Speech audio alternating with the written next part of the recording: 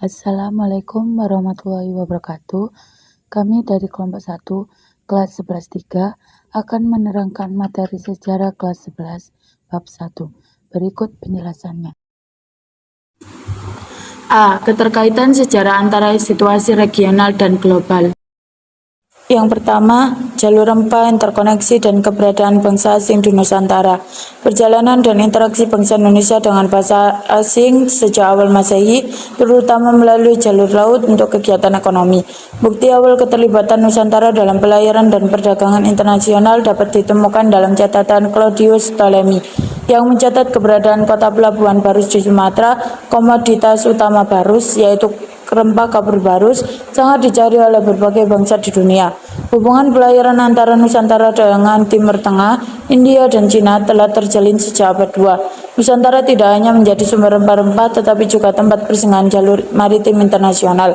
Beberapa penjelajah dan intelektual terkenal seperti Ibnu Battuta dan Tome Pires pernah mengunjungi Nusantara dan mencatat interaksi intens antara orang-orang asli Nusantara dengan bangsa asing. Pelayaran internasional lintas benua telah berlangsung dan berkembang lama dengan rempah-rempah di bawah melintasi batas wilayah nasional, regional, bahkan global. Yang kedua, ada penguasaan Konstantinopel oleh Turki Utsmani dan pelayanan dunia. Bagaimana penguasaan Konstantinopel oleh Turki Utsmani pada tahun 1453 mempengaruhi sejarah dunia, termasuk Indonesia. Konstantinopel yang sekarang dikenal sebagai Istanbul adalah titik penting yang menghubungkan jalur perdagangan darat antara Eropa dan Asia. Setelah Turki Utsmani menguasai kota ini, mereka menutup pelabuhan bagi pedagang Eropa, membuat barang-barang dari timur, terutama rempah-rempah, menjadi langka dan mahal di Eropa. Situasi ini mendorong orang-orang Eropa untuk mencari rempah-rempah langsung ke negara asalnya. Meskipun mereka sebelumnya takut menggunakan jalur laut karena berbagai mitos dan keyakinan bahwa bumi itu datar, akhirnya mereka mulai melakukan penelitian tentang rahasia alam dan berusaha menaklukkan lautan. Salah satu penjelajah adalah Ludovico di Vartema, yang menulis tentang perjalanannya mencari kepulauan rempah dalam bukunya yang berjudul Itinerario de Ludovico di Vartema Bolognese. Tahukah kalian bahwa sebuah peristiwa sejarah yang terjadi di suatu tempat memiliki interkoneksi dengan peristiwa di tempat lain? Peristiwa besar yang terjadi di Eropa seperti dikuasainya Konstantinopel oleh Turki Utsmani ternyata dapat memengaruhi jalannya roda sejarah dunia, termasuk Indonesia. Yang ketiga, jatuhnya Malaka ke tangan Portugis. Jatuhnya Malaka di tangan Portugis dan dampaknya terhadap perdagangan rempah-rempah. Malaka yang didirikan oleh para Parameswara adalah kerajaan paling penting di Nusantara pada abad ke-15 dan menjadi pusat perdagangan penting setelah para Parameswara masuk Islam. Namun, setelah serangan yang dilakukan oleh Sultan Mahmud Shah terhadap kapal-kapal Portugis, Portugis memutuskan untuk menyerang Malaka pada tahun 1511. Albuquerque menyerang Malaka dengan 17-18 kapal dan 1.200 pasukan. Konflik internal antara Sultan Malaka dan putranya melemahkan pertahanan Malaka, dan akhirnya Malaka berhasil ditaklukkan oleh Portugis. Keberhasilan Portugis menguasai Malaka dan menemukan sumber rempah-rempah kemudian diikuti oleh bangsa-bangsa asing lainnya yang datang ke Indonesia terhadap Belanda yang membentuk VOC pada tahun 1600. B. Perlawanan bangsa Indonesia terhadap kolonialisme. Yang pertama, saudagar dan penguasa lokal Nusantara. Perdagangan internasional lintas benua telah berlangsung sejak lama, tapi dalam teks sejarah tentang kota-kota pelabuhan baru dikenal dengan catatan bangsa Eropa.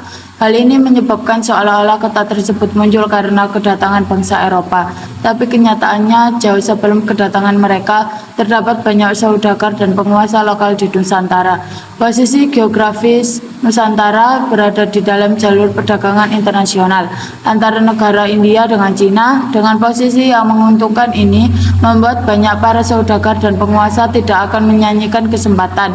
Dalam tulisan Vladimir Eliseev dikatakan bahwa jalur pelayaran dan perniagaan laut dari Cina menuju ke kota India harus melewati Selat Malaka. Selain itu, Selat Malaka juga menjadi penghubung antara dunia Arab dengan India. di sebelah barat laut Nusantara dan Cina. Sebelah timur laut Nusantara kekuatan politik di Nusantara ada karena pertumbuhan jaringan perdagangan internasional antar pulau. Hubungan politis antara kerajaan-kerajaan besar dengan kerajaan-kerajaan kecil atau saudagar-saudagar hanya sebatas mendapatkan hak dan menjalankan kewajiban yang saling menguntungkan. Yang kedua, perang antar negara Eropa dan upaya menegakkan hegemoni di Nusantara. Perjanjian Tordesillas adalah satu titik awal dari ekspansi bangsa Portugis dan Spanyol dalam melakukan penjelajahan dunia agar tidak terjadi perebutan wilayah. Paus Paulus Alexander V membagi garis demarkasi pada tanggal 7 Juni 1994. Dampak dari perjanjian Tordesillas membuat pelaut Portugis berlayar ke timur mengitari pantai barat Afrika. Pelayar Bartolomeus Dias mengitari Tanjungan Harapan di Afrika dan pelayar Vasco dan Gama sampai di India. Perjanjian Saragossa adalah kelanjutan dari persaingan antara Portugis dan Spanyol setelah berhasil menguasai Malaka tahun 1511. Portugis kemudian menemukan Maluku dan memonopoli perdagangan rempah di Maluku setelah kurang lebih 1 abad. Pada 25 Februari 1605, Portugis akhirnya mundur dari Ambon setelah bentengnya diserbu oleh aliansi VOC dan penduduk. Hubungan antara Republik Belanda Inggris mengalami pasang surut. Spanyol dan Republik Belanda memainkan peran penting dalam hal ini. Keadaan perang antara negara di Eropa yang kemudian memengaruhi sejarah Indonesia adalah Revolusi Prancis yang terjadi pada tahun 1789 sampai 1799. Yang ketiga, melawan kuasa negara kolonial.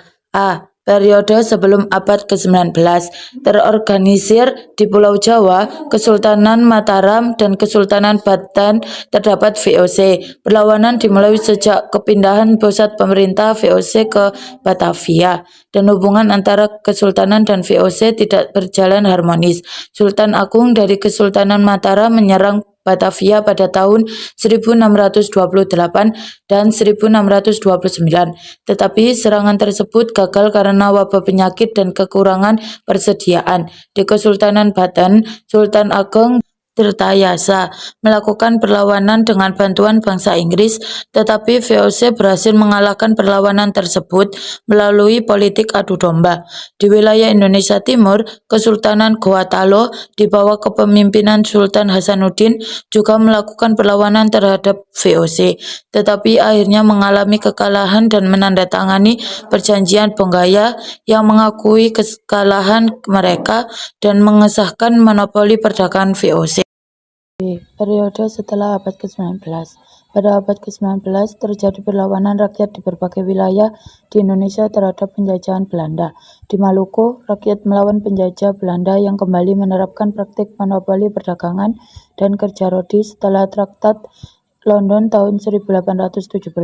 Batimura dan Martha Christina Tiahahu memimpin perlawanan di Maluku, tetapi akhirnya ditangkap dan dihukum. Di Jawa, Pangeran Diponegoro memimpin perlawanan di Jawa Tengah dan Jawa Timur dengan dukungan dari berbagai pihak, termasuk kaum ulama dan rakyat Yogyakarta. Meskipun Belanda menggunakan taktik benteng Stelsel, perlawanan Diponegoro tidak dapat ditahan. Di Sumatera, Sultan Mahmud Badarudin memimpin perlawanan di Palembang. Sedangkan Perang Padri terjadi di Sumatera Barat antara kaum adat dan kaum Padri. Di Tapanuli, Raja Sisingamangaraja VII memimpin perlawanan melawan Belanda, dan di Bali terjadi Perang Puputan Margarana sebagai protes terhadap kebijakan Belanda. Di Kalimantan, Pangeran Antasari memimpin perlawanan melawan monopoli.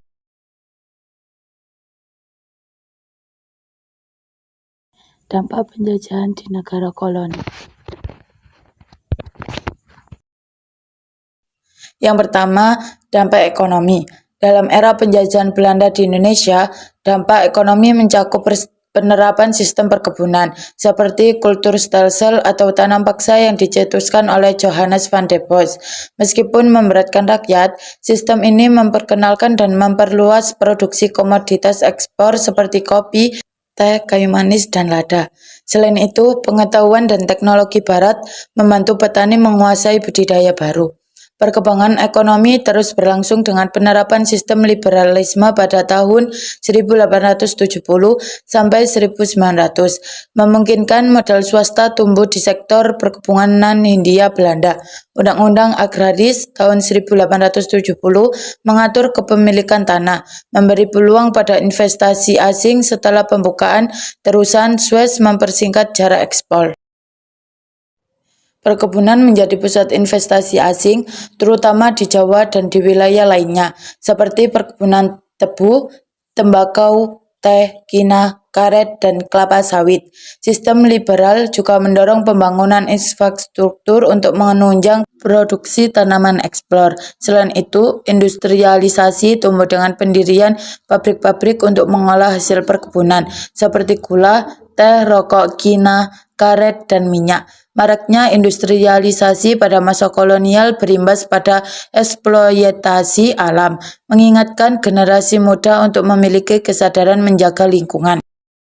Yang kedua, urbanisasi dan pertumbuhan kota. Urbanisasi adalah pergeseran populasi dari daerah pedesaan ke perkotaan. Perluasan daerah pertanian dan industri perkebunan diikuti oleh melonjaknya jumlah penduduk menyebabkan penyebaran daerah permukiman yang lebih luas. Pada masa liberal ini, perusahaan baru yang didirikan dengan cepat mengalami perkembangan.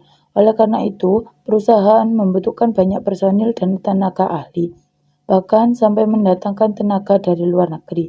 Dampak lain dari tumbuhnya perdagangan dan perusahaan yakni menimbulkan urbanisasi masyarakat pribumi dari pedesaan ke kota.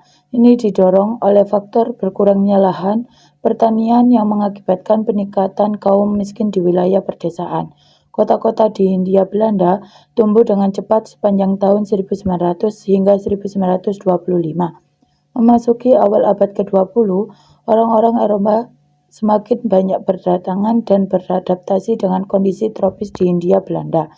Mereka menciptakan lingkungan ideal berdasarkan persepsi golongan Eropa. Yang ketiga, dampak sosial dan budaya. Sebelum memasuki masa politik etis, perkembangan pendidikan, ilmu pengetahuan, dan teknologi memang berdampak kecil bagi masyarakat pribumi, karena tidak semua lapisan masyarakat dapat mempelajarinya. Meskipun demikian, di sisi lain, terdapat beberapa aspek pengetahuan dan teknologi yang dipelopori dan diperkenalkan oleh pemerintah kolonial Belanda. Masyarakat diperkenalkan pada persenjataan modern, dari senjata ringan hingga senjata yang berat. Ilmu pengetahuan tersebut berasal dari negara Eropa yang menanamkan iptek melalui pendidikan baik di sekolah maupun dengan cara penggunaan secara langsung kepada masyarakat di Hindia Belanda. Yang keempat, kesehatan dan higienitas. Kebijakan pemerintah kolonial dalam bidang kesehatan dan higienitas. Awalnya, pelayanan kesehatan kolonial sangat diskriminatif. Hanya sebagian kecil rakyat pribumi yang mendapatkan akses. Namun, dengan politik etis, fokus berubah menjadi bagaimana pelayanan kesehatan dapat dinikmati oleh masyarakat secara luas, terutama saat wabah penyakit seperti malaria, pes, dan kolera mulai menyebar. Pemerintah kolonial mengeluarkan kebijakan untuk memfasilitasi pendidikan bagi tenaga medis, mendirikan sekolah dokter, dan melahirkan profesi baru seperti dokter Jawa dan menteri kesehatan. Selain itu, fasilitas kesehatan dan rumah sakit juga didirikan, seperti Rumah Sakit Permanen di Batavia pada tahun 1641 dan laboratorium penelitian di berbagai daerah di Indonesia. Pemerintah Belanda juga membentuk dinas khusus untuk pemberantas penyakit. Yang kelima, mobilitas sosial. Pada masa kolonial Belanda, mobilitas sosial terbatas dan sangat dipengaruhi oleh faktor-faktor seperti ras, keturunan, dan status sosial. Pemerintah kolonial Belanda menerapkan kebijakan segregasi rasial yang ketat. yang mengakibatkan adanya perbedaan yang jelas antara orang Belanda Eropa dan pribumi penduduk asli. Mereka mendominasi sektor-sektor penting seperti administrasi, perdagangan, dan industri. Pada masa kolonial Belanda, terdapat beberapa faktor yang menyebabkan percepatan mobilitas sosial di Indonesia. Yang pertama, infrastruktur transportasi. Yang kedua, perkembangan ekonomi. Yang ketiga, pendidikan. Dan yang keempat, urbanisasi. Pribumi terbatas dalam pekerjaan yang rendah dan tidak memiliki kesempatan yang sama untuk naik dalam hierarki sosial. Mobilitas sosial pada masa kolonial Belanda. Yang keenam, munculnya sentimen rasial. Selama penjajahan Belanda, sentimen rasial muncul akibat kebijakan kolonial yang membedakan antara orang Belanda dan pribumi. Belanda menerapkan segregasi rasial, menjadikan mereka superior dengan hak istimewa, sementara pribumi diperlakukan diskriminatif. Kebijakan ini menciptakan ketidakadilan sosial dan kesenjangan besar. Pribumi diperlakukan sebagai objek eksploitasi ekonomi dan sosial. Dipaksa bekerja di perkebunan dan industri Belanda dengan kondisi buruk dan upah rendah. Mereka juga dilarang memiliki tanah atau posisi penting dalam administrasi kolonial. Kebijakan ini memicu sentimen rasial dengan pribumi merasa diperlakukan tidak adil dan tertindas. Mereka menyadari bahwa kebijakan kolonial Belanda merugikan mereka dan berdasarkan asumsi rasial yang salah. Sentimen ini memicu perlawanan dan gerakan nasionalis untuk melawan penjajahan dan mencapai kemerdekaan. Yang terakhir ada dampak politik. Pada masa VOC diangkat pemimpinan tertinggi di negara koloni yaitu Gubernur Jenderal. Kedudukannya hampir sama dengan presiden dan bahkan setingkat dengan raja-raja lokal di Indonesia. Memasuki abad ke-20, Belanda menerapkan kebijakan politik etis atau politik balas budi. Pada 1901, untuk memperbaiki pendidikan di Indonesia, untuk melawan penjajah, bangsa Indonesia menyadari bahwa rakyat harus bersatu untuk berjuang yang bersifat nasional. Inilah yang dikenal sebagai masa pergerakan nasionalisme. Nasionalisme telah membentuk perjuangan-perjuangan di bawah pimpinan cendekiawan dan melahirkan organisasi-organisasi di kalangan pribumi. Adapun beberapa organisasi yang muncul pada masa pergerakan nasional yakni pada tahun 1908. Budi Utomo tahun 1911, Sarekat Dagang Islam dan tahun 1912, Indice Partit. Sekian dari kami. Terima kasih. Wassalamualaikum warahmatullahi wabarakatuh.